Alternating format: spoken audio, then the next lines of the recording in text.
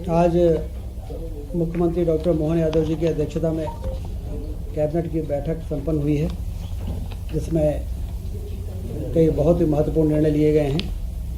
सिंचाई परियोजना की स्वीकृति हुई है। राजगढ़ जिले की सारंगपुर तहसील की मोहनपुरा विस्तारीकरण सिंचाई परियोजना 396.21 करोड़ की प्रशासकीय स्वीकृति प्रदान की गई।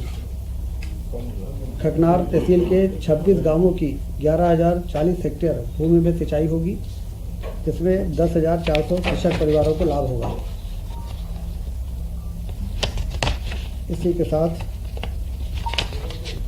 सुल्तानपुर उद्वहन सिंचाई परियोजना जो रायसेन जिले की है, इसमें 115.99 करोड़ की प्रशासकीय स्वीकृति प्रदान की गई है।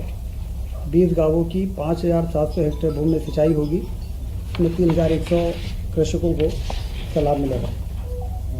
रायसेन जिले की ही बरेली तहसील की बारना उद्वहन सिंचाई परियोजना की लागत 386.22 करोड़ की प्रशासकीय स्वीकृति प्रदान की गई है। खकनार तहसील के 36 गांवों की 15,000 हेक्टेयर भूमि में सिंचाई उपलब्ध होगी, जिसमें 6,800 कृषक परिवारों को लाभ मिलेगा। तो कुल मिला के 20,000 किसानों को सीधे इसका लाभ मिलेगा और एक बड़ी तीनों परियोजनाएं मंजूर हुई हैं। आबकारी नीति के निर्धारण हेतु मंत्रिपरिषद समिति के गठन की स्वीकृति कैबिनेट ने दी है।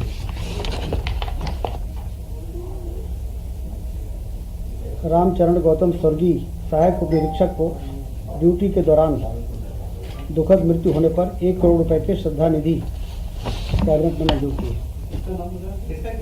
स्वर्गीय श्री रामचरण गौतम सहायक उप निरीक्षक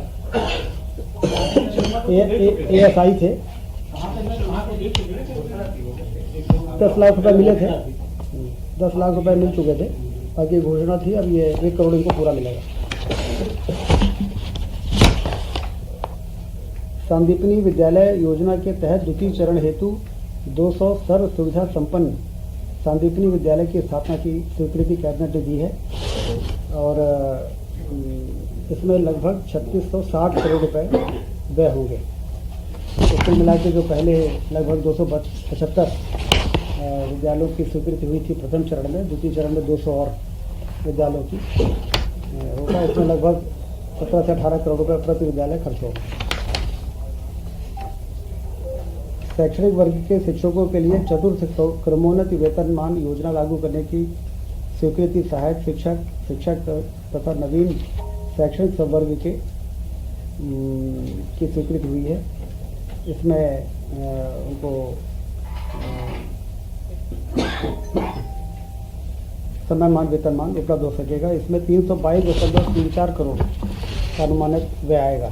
ये शिक्षकों के लिए बहुत ही राहत भरी निर्णय है। ये ग्वालियर व्यापार मेला 2026 एवं उज्जैन विक्रमोत्सव व्यापार मेला 2026 में ऑटोमोबाइल विक्रय कर पर मोटरयान कर में 50% की छूट की स्वीकृति की मंजूरी आज कैबिनेट ने दी। मंत्रिपरिषद द्वारा सिंहस्थ 2028 को दृष्टिगत रखते हुए उज्जैन संभाग की जल आवर्धन योजना लगभग 1133.67 करोड़ की स्वीकृति प्रदान की गई है।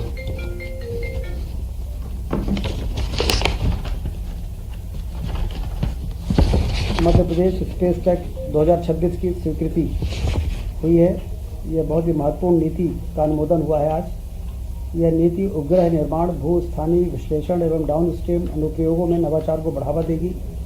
आगामी 5 वर्ष में 1,000 करोड़ का निवेश और लगभग 8,000 का रोजगार सृजन संभावित है। अनुमानित वित्तीय भार 628 करोड़ रुपए। मध्य प्रदेश स्पेस टेक नीति 2026। स्पेस टेक्नोलॉजी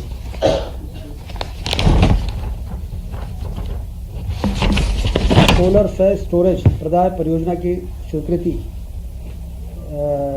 सोलर को स्टोरेज करने की टेक्नोलॉजी अब विकसित हो गई है।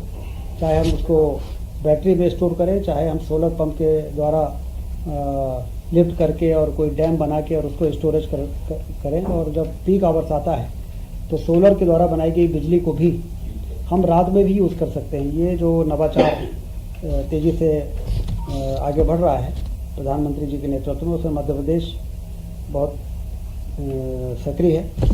और आज सोलर से स्टोरेज की 4 घंटे के लिए 300 मेगावाट विद्युत परियोजना की स्टोरेज परियोजना, 6 घंटे 300 मेगावाट विद्युत प्रदाय की स्टोरेज परियोजना और 200 मेगावाट की सोलर से 24 घंटे ऊर्जा भंडारण की परियोजना की मंजूरी हुई है।